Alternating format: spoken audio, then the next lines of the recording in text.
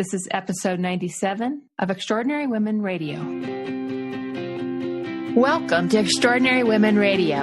I am your host, Cami Gellner. Women are being called to lead with voice, vitality, and vigor. Each week, join me for wisdom-filled interviews with extraordinary women living out loud and making a difference in our world.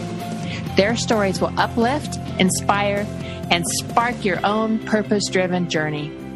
Hello, my extraordinary women friends. As this episode airs, I'll be in Milwaukee speaking to the eWoman Network chapter on how to raise up your voice, your visibility, and your business. Then I'm going to head right back to Denver to give the same talk to the Colorado Business Women Group. In addition to that, I'm putting all of the details in place for my May 21st Extraordinary Women Connect event in Denver at the Abend Art Gallery. We're going to be talking about the art of women in community and collaboration, a perfect topic that's near and dear to my heart, as these events are all about connecting great women to great women in meaningful conversation and story. I love the connections that come out of these events. I love that people tell me that there isn't anything like them and that they come back time and time again. I think I'm on to something here. I've got a great lineup for our Circle of Inspiration panel, including Shannon Block, whom you might remember from an interview earlier this year. Shannon has broken the CEO glass ceiling numerous times and is doing some amazing work in the educational space today. We've also got Kristen Blessman, the CEO of the Colorado Women's Chamber of Commerce, and Virginia Santee from Women in Kind, a co-working space designed by women for women, and Stacy Taubman, who is launching a new co-working space for women called Rise Collaborative in Denver this week, modeled after her already very successful St. Louis space.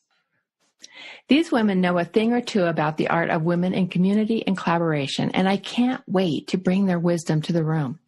Details are on my website at camigellner.com, and tickets are already going fast before I've made the announcement, so get your tickets soon.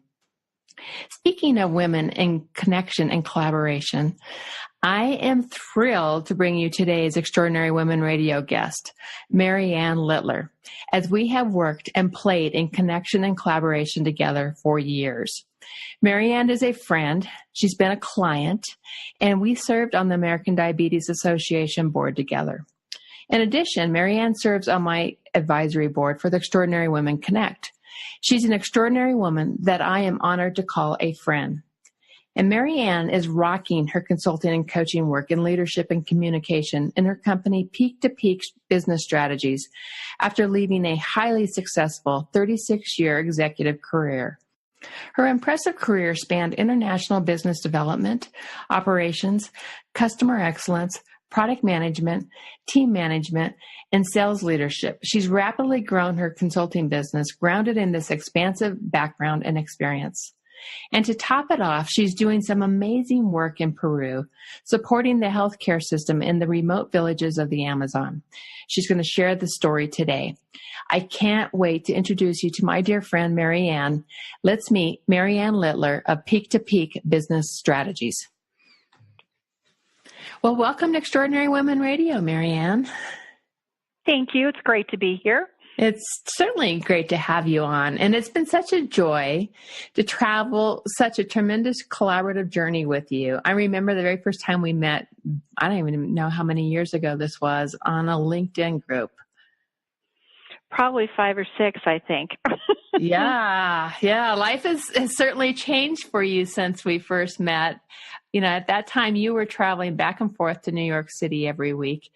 And I know that when we first connected, you joined the American Diabetes Board just shortly after we met. So I invited you. Exactly. That's how we met. I was looking for board members and you said, I'm interested. And then we joined the board together. We had so much fun on that board together.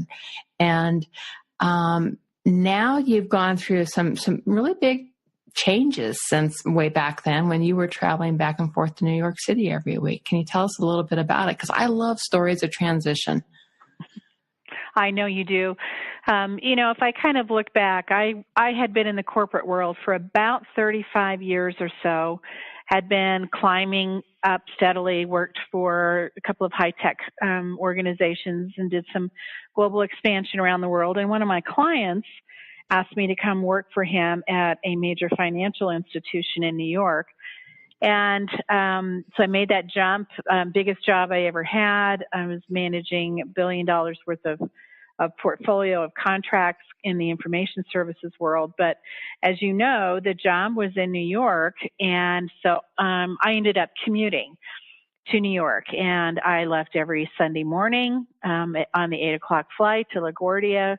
I lived in the Midtown Hilton. They got to know me by my first name. In fact, sometimes I would go back and I'd be in the same room I just left. And then I would fly home on Friday night. And after doing that for a year, determined a couple of things. First of all, the culture at this particular bank was pretty punitive, pretty toxic. The scope of the job was a great job in building a team, but I was on conference calls literally for 12 to 14 hours a day. And wow. On the rare chance that I was in Denver, I would be on calls at 4 o'clock in the morning. And finally, one day I was, and the stress that goes along with that had an effect on my body. And finally, after being literally on conference calls for 14 hours, still in my pajamas from the 4 o'clock a.m. call, my husband came up and said to me, just quit. Just quit. Yeah. We'll figure it out. So I did, because it was not what I wanted. It wasn't giving me joy. It wasn't, moving me forward. It was so soul-sucking, wasn't it? It was. It was just sucking the life right out of me. And, I hadn't seen my son in 2 months, and he lives here in Denver. So I did. I quit cold turkey with no backup plan, which I would not recommend. Yeah. But for me, I just had to sever that relationship and that lifestyle. And then, as you know, did some soul searching about what I really love, what I want to do, and ended up opening my coaching and consulting company. It's been, almost 4 years now, if you can believe that. And it's now the most gratifying and satisfying work I've ever done, which is really helping people develop, helping businesses grow, getting over that hump. And it's taken me all my years of experience, interestingly enough, and being certified and being able to put that back into the world and know that when I work with my clients, I make a difference for them every day. Right. And when you made that decision that day to leave your job, you didn't know that's the route you were going to go. No. In fact, I had no idea really what I wanted to do next. I just knew that I think I wanted to be more in control of my life. I wanted it to be at a pace of which was healthy. I wanted to put balance in my life. I've got this wonderful rock of a husband who I've been married to almost 38 years, and he said, that's what we'll figure out and work out together. So don't worry about anything else. Let's just, have you decompress and then take that next step. And how long was that decompression period? I would say realistically probably 2 to 3 months, but then I did spend about the next 6 months or so working with my in-laws and helping them through their transition. They were both in pretty ill health, and this was about moving them out of their house and getting them on with their lives. So I helped them with that transition while I was still figuring out what I wanted to do. But so I would say a total of probably about 9 to 10 months. Mm-hmm. And what were some of the big ahas that you took in that pause and that break and that space for you to just connect again, right? Because when you're going at that kind of a pace that you were going at, and suddenly you get into this space of there's open space. I mean, first of all, that's a shock to the system in itself. And what was that? What came from that? What ahas? I would say that I figured out that I'm really pretty good at a lot of things. So there was some self-awareness, some self-reflection that if I paused and took a look at everything that I had done in my career, it was very well-rounded and in all aspects of the business. So, when I finally decided to do something with that in the consulting world, I had real-world experience to bring to the table and had a lot of things that I could share that some individuals and businesses would know about. So I had a really good foundation that all my corporate experience gave me. Right. And then I think the second was that it's okay to have balance, and it's okay not to work 60 hours a week. Right. It's okay to work 35 or 40. It's okay to take some time and actually go enjoy nature and do that reconnection with your friends, your family, nature, etc., and take that breather, because then that's kind of what gets you centered again. And then you can make the choices that you want to make because you're coming from a place of more balance than I just have to get a job, or I just have to get that next promotion, or I just have to take on that next project. And so the slowing down helped me do the evaluation that I've never done before. Right. So that was a big aha for me. And without slowing down, you would have never had that, that aha, right? I'd have kept going and probably drove myself right into a hospital or right into something else, because I was literally running too hard, and the health, the ramifications of that were showing up in my health. Right. And so today you're doing just wonderful work that's really making an impact for your clients. And you're also doing some amazing work in Peru. And that's really what I want to put a lot of attention on today, because this is incredible work that you're doing, developing and providing leadership training for executives and administrative teams at a non-for-profit hospital in Peru. How did this get started? It's like, how did that happen? Right, exactly. Well, I have been on the board of several hospitals with the Centura Health Systems here in Colorado.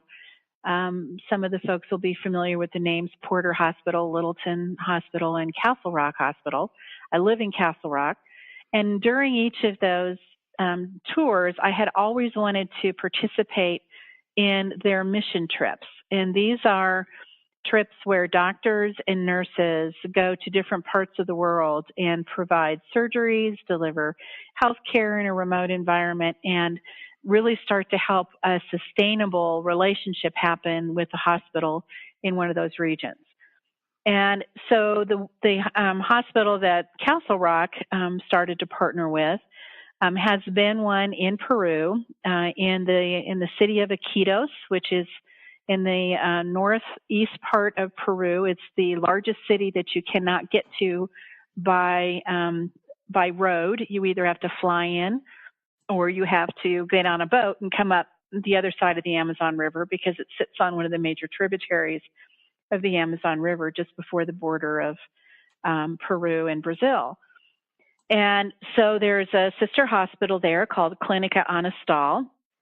And this was because I was now not working in the corporate environment and could choose when I wanted to take my vacation, etc. Had some space and time in which I could say, I'm going to go on that mission trip.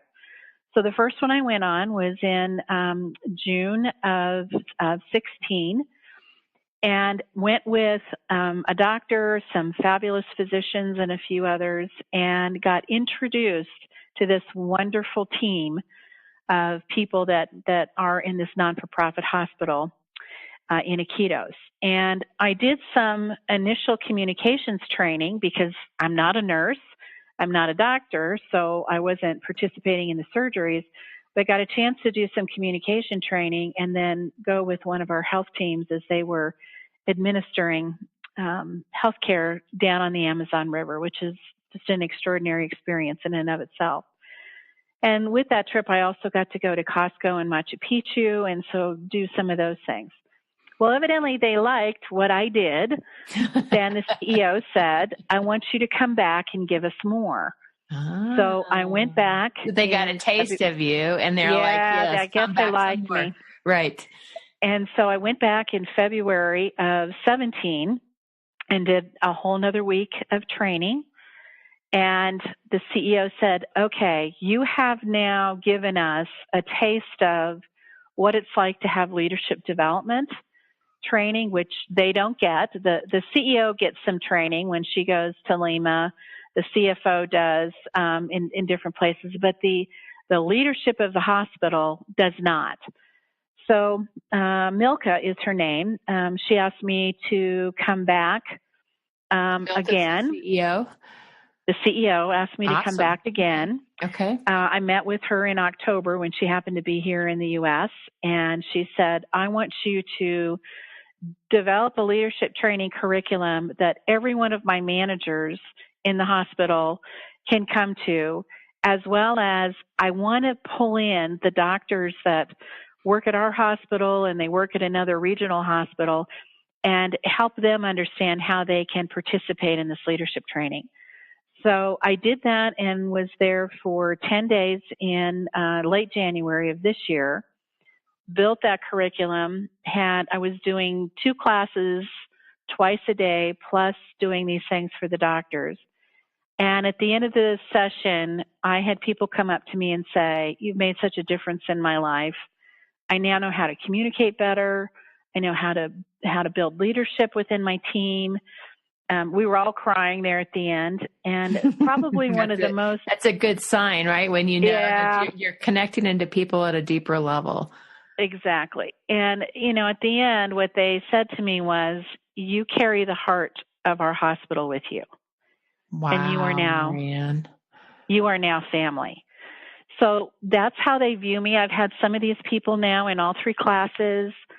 I know the physicians by name. And, this is a hospital that is taking care of the poorest of the poor within the city of Iquitos. Iquitos is a little over 2 million people, but it's very much an impoverished city. They are there right there on the Amazon River. And so they get all kinds of things that you wouldn't normally see in the U.S. And so they're taking care of each other and they're taking care of their people. And at the same time, they're physicians and doctors and technicians just like we have here, but they don't get anything else around, how do I be a better leader? How do I be a better manager? How do I develop my people? How do we build a strategic plan? Some of these things we take for granted in our businesses here in the U.S. And so they like me so much that I'm going back again in August. Nice. And I'll be expanding on the leadership curriculum that I built for them before. Let's talk a little bit about your leadership curriculum, because it's apparently, it's touching people's hearts. So it's not straight leadership. There's something deeper you're doing here. So share a little bit about that. Well, one of the things I'm doing, and I was privileged enough to do, was I'm certified in DISC communication. Mm-hmm. And the company that I'm certified with was gracious enough to provide 60 communication assessments. So everybody in this last class, all the managers, all the physicians, all got to do an assessment. They got to take it in Spanish. It was given back to them in Spanish. And so we started from that standpoint of, do you know yourself better? Do you have some self-awareness that you can gather? And how do you relate that to the other people that you work with? Mm-hmm. So we started off with that premise, and then we got into really understanding what the qualities of leadership are and whether or not you exhibit those, or if you want to exhibit those, how do you do that? And so we did some workshops. We broke out in groups. So it was really more of the storytelling that went on within the groups that they could share with each other. Right. That was helpful. I'm a big believer in storytelling and helping people learn and grow and discover and go deeper. And that's where you're hitting the heart, right? Is with the stories. And when people had this self-awareness about, well, here's how I communicate. And if I am, a very strong in a strong person, I'm very high red in the disc orientation. I'm a dominant kind of person. But some of the people on my team are more introspective and quiet and process oriented. And, oh gosh, that explains why we haven't been able to connect. Mm-hmm. Those kinds of things came out because we talked through all kinds of situations. And, what do you think would happen if you had this kind of person talking to this kind of person? So without, embarrassing anybody, so to speak, we created the story groups so people could see themselves in situations.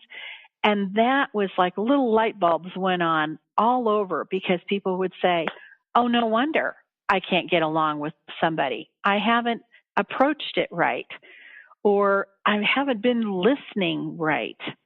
And so those AHAs really enabled them, lots of the managers, to then when we got into conversations about how do you grow people, it took on a whole different dynamic. That's lovely. That's so they came up with their own development processes and how are we going to communicate and how are we going to train differently than they have before. And then when it came to, well, how do we bridge relationships with a lot of these physicians that aren't specifically tied to our hospital, but we want them to be, that went a long way to creating that kind of bond so that the hospital could be even more successful. I'll tell you one story that was touched me so much. We had a physician. His name is Dr. Contreras, and he is a general surgeon. He's a great partner of ours. When we do general surgery down there, he's always in the OR with us. And he's from Peru, and he has a lovely wife who is from Argentina. And they met when he was on doing his residency. Well, they're very distinct and different personalities. She's very vivacious. She's very outgoing. And her husband is very process-oriented, quiet, doesn't exude a lot of emotion. And she went through these classes with us because they kind of opened things up to some of the spouses too. And afterwards, she came up to me and hugged me so strong, I thought, she's going to break a rib. And she said, I want you to know you have changed my life. I now know how to talk to my husband for the first time in 12 years. Wow. And we just started crying, and she's talking to me in Spanish, and I'm learning Spanish, but she's talking very fast. So, one of the folks was translating, and her husband was standing there, and her husband actually started to tear up, and he said, I now know how to support her, and therefore she'll support me. So you've made a difference in our lives. And those are you don't expect that. You kind of expect a business kind of sense of relationships to be affected and changed and all of that. But this was personal.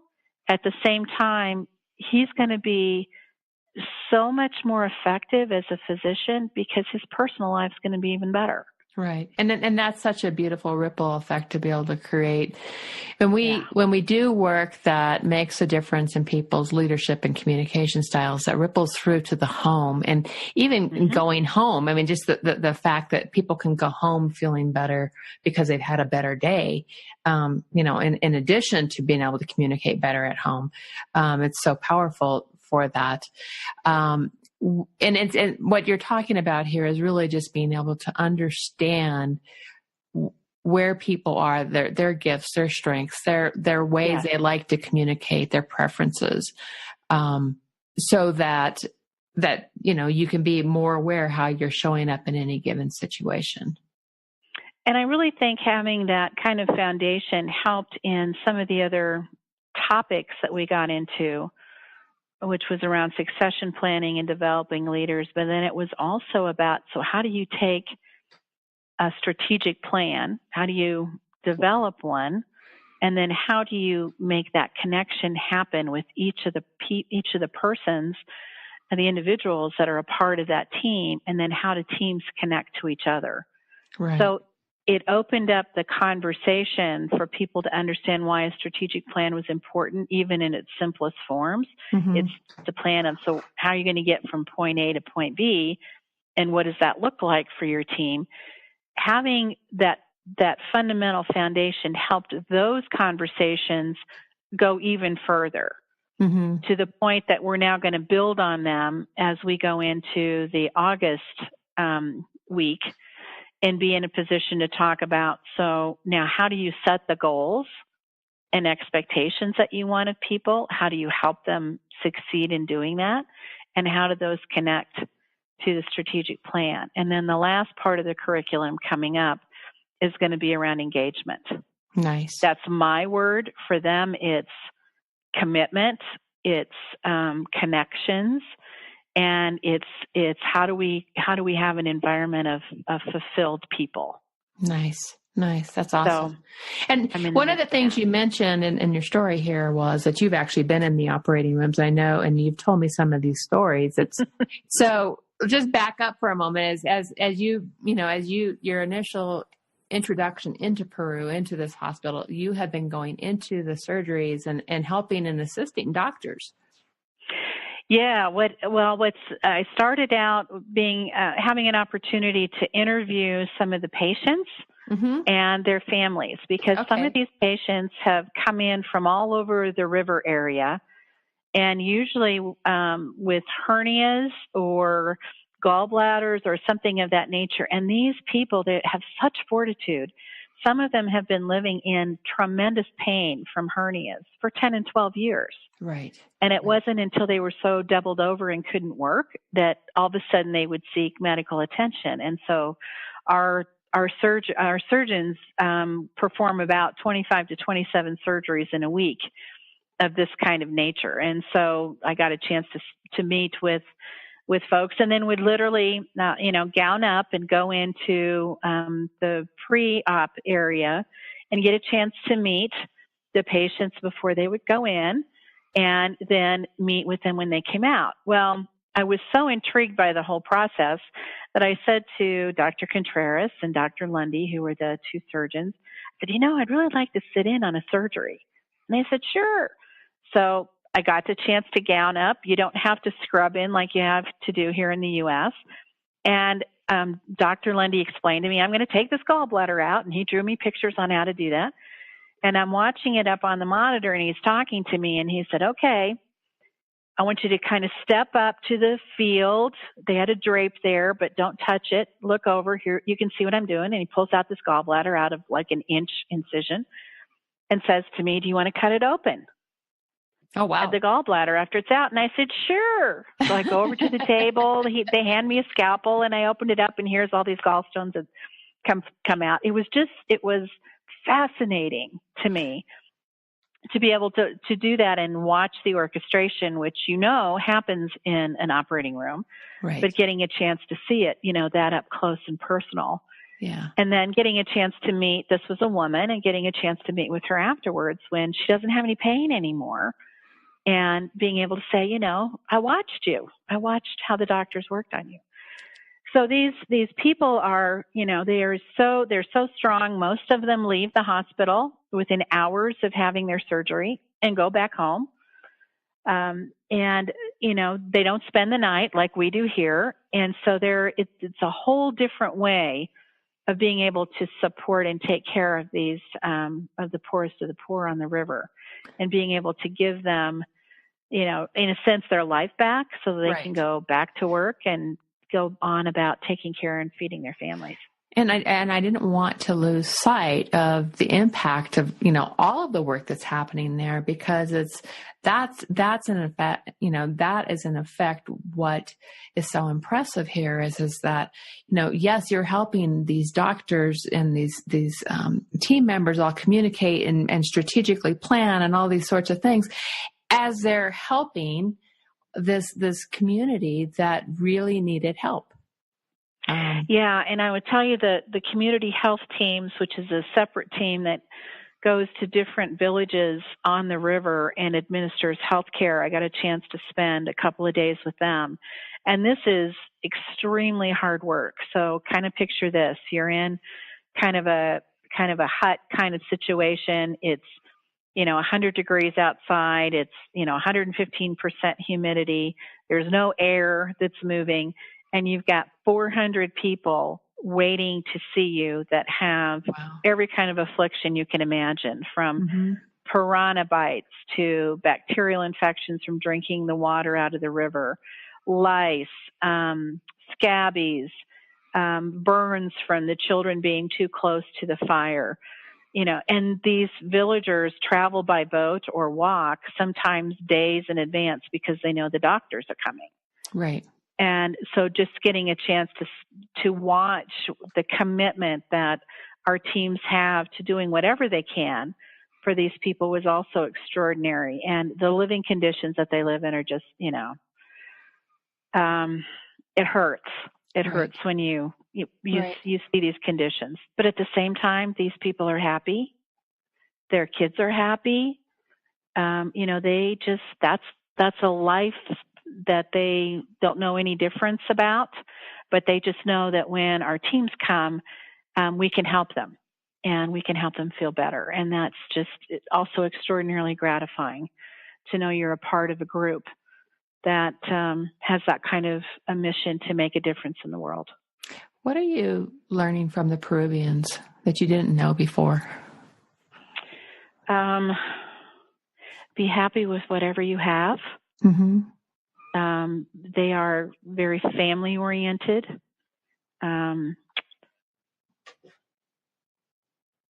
I would say some of them have great faith, and they talk about that and they administer that. So those are probably the three things.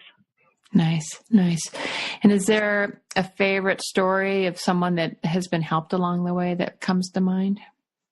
Yeah, there's another one. The first surgery, the first patient that I ever met was a 7-year-old boy who had a very large lump under his right arm, about the size of a grapefruit.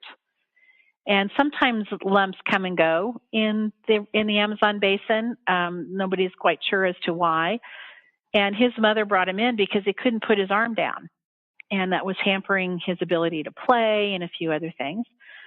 So Dr. Lundy performed the lumpectomy and took it out. It took him a little bit longer because some things had gotten tied around some of his muscle structure. And I sat with his mother and through a translator tried to calm her down, and, because she had never been to a hospital before. Mm-hmm. And she wasn't sure what was happening to her son. So we tried to explain all of that. And then when it was finished, Dr. Lundy brought her into the post-op area and explained to her, and I was standing there holding her hand and through a translator, that her son was fine.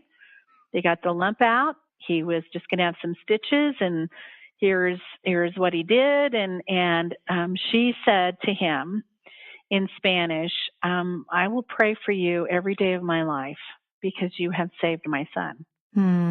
So again, there's not a dry eye in the house. We're all just crying because she was so thankful that this team would take care of her son. And so, of course, like every mother, you want to go in and make sure your child's okay. So we brought her into post-op, and he came out of the anesthesia pretty quickly. Big smile on his face because he looked over at his arm and the lump was gone. And this was a 7:00 surgery, and he left at 12:30. Wow. And so, his mom took him home. They had a 4-hour between riding in the little moto taxis and then getting on a boat and going down to the village. It was going to be a 4-hour trek back. And he was smiling and happy. I have pictures of him. I look at those every once in a while and I think, wow, first of all, the miracle of modern medicine. And second of all, the graciousness of the physicians to be able to, make a difference in that little boy's life. Right. And you know me, I love to travel. So this, getting into some of the remote villages there, what stands out for you? Spiders. Yes. You have to be prepared for anything. When it's so hot, anything about fixing your hair or putting your makeup on, scratch all of that. Yeah, because, exactly. So you do have to, you have to be able to know that you're going into these villages and you're very much a stranger. And so your approach has to be quiet and soft. You have to let them, reach out to you. I've got to learn Spanish because I've been working through a translator for all of these classes and everything else. And it's just, you're there out of graciousness and gratitude. So style and grace are kind of everything as you engage with these people. But they're so sweet. They are so grateful. And you come home thinking, I don't need another thing. I don't need to buy another thing. I don't need to do anything, because here's a group of people that live basically without anything. And, you're thankful that you were born in the U.S., that you're a U.S. citizen, and you do have things to come home to, like you can turn on your tap and you have running water and it's clean. Right. It's bacteria free. So some of those things you take for granted. And so for me, it's humbling, and it's gratitude that I live with it when I come back. That's wonderful. I love that. So what is next? What's on the horizon beyond this? I'll be going back, and probably I'll be going back once a year for a while. I think that's going to be the intent with Peru. Would like to go to a couple of the other locations that this organization goes to, which is in Nepal and also in Rwanda. Oh, nice. And I'm also working with an organization now called Primo Water Filters International. Several of the folks that I traveled with before, this one couple has now bought this company. And this is all about clean water. So they have developed a portable water filter that you can take anywhere in the world and help people use whatever water source they have and help it become more clean. So they just distributed filters for families, about 400 villagers in the Oma Valley in Ethiopia. We're going to be we're going to gather some information about the opportunity to do that in the Amazon, because the water in the Amazon River is just full of all kinds of things. So I'm working with them and helping them with strategy. And at some point we'll go on a trip. This will be probably the hardest trip I will have ever taken, either to Ethiopia, could be to India, it could be way down the river in the Amazon in Peru, and really work with a very remote village to help them understand how to use these filters and drink clean water. So that I'm really excited about as well. Absolutely. Absolutely. So that's Primo Water Filters International, right? That's correct. And I think their website's Primo Filters International. Okay. Awesome. Thank you. And so where can people learn more about you and your work, Marianne? They can go to my website, which is www.peak-to-peakbusinessstrategies.com, all one word. You can follow me on Facebook, because I do lots of things and post lots of pictures there. Either that or, and reach out to me, or reach out through you, Cami. But my email is mlittler16@gmail, and just start having a conversation. Yeah, that's awesome. So the final question that I always close with is, what 3 pearls of wisdom can you leave with our audience today? I've been thinking about this, and it's hard to kind of narrow it down to 3, but I would say one of them would be brave and take that risk. Nice. Because, lots of people think about, oh gosh, I'd really like to do something else differently. Well, just go do it. Life's too short to not focus on what makes you happy and brings you joy. And I, just to add on to that, because I think I look at what you've done, since that time when we first met, leaving the job in New York and starting your own organization, and now going and doing this good work that you're doing in Peru and other countries. I mean, did you ever envision 10 years ago, this is what you'd be doing? No. Right. No, not at all. And being so happy about it. Right. So that's what I would say. Be brave, take that risk. The second one would be to love openly and to embrace what may come your way. Nice. And the reason I say that is to kind of to your point, had I not slowed down and decided to do something else and take that risk, I would have never been as open to doing something like this in Peru. Even though I traveled all over the world and I had offices that I built all over the world, I never got a chance to give back. And so that's where the love comes from. How can you be more open from a love perspective to see what comes your way? And have that human connection. And then I think my last one would be disciplined. So once you decide to go the path that you want to go to, you got to do the work. And so be disciplined about how you're going to do the work, particularly if it is about working with people, or in my case, I make a difference for people. There's work I have to do in order to make sure that I'm as prepared as I need to be and doing the things that I need to do for your clients. So you still have to be disciplined about the approach and where you are in your life now. So it is about doing the work. Absolutely. You can't get there without doing the work. So I agree with that one. Well, Marianne, this has been such a pleasure. Keep doing the wonderful work you're doing in the world. It's so exciting to hear your stories. I love hearing the stories. And thank you for being here with us today. You're welcome. It's always a pleasure, Cammie. You have a good day. You too. Bye. Bye-bye. I hope you liked this episode of Extraordinary Women Radio. If you did, please share this podcast with your own special tribe of women and help spread the love, the dreams, and the inspiration. Are you ready to raise up your voice, your visibility, and your business? I invite you to visit me at CammieGellner.com to find out how you can make heartfelt connections to mindful strategies to ignite an abundant flow of cash and clients into your business. I'd love to hear from you on any of my social media channels. I'm on both Facebook and Twitter. Till next time, my friend, listen to your heart, follow your dreams,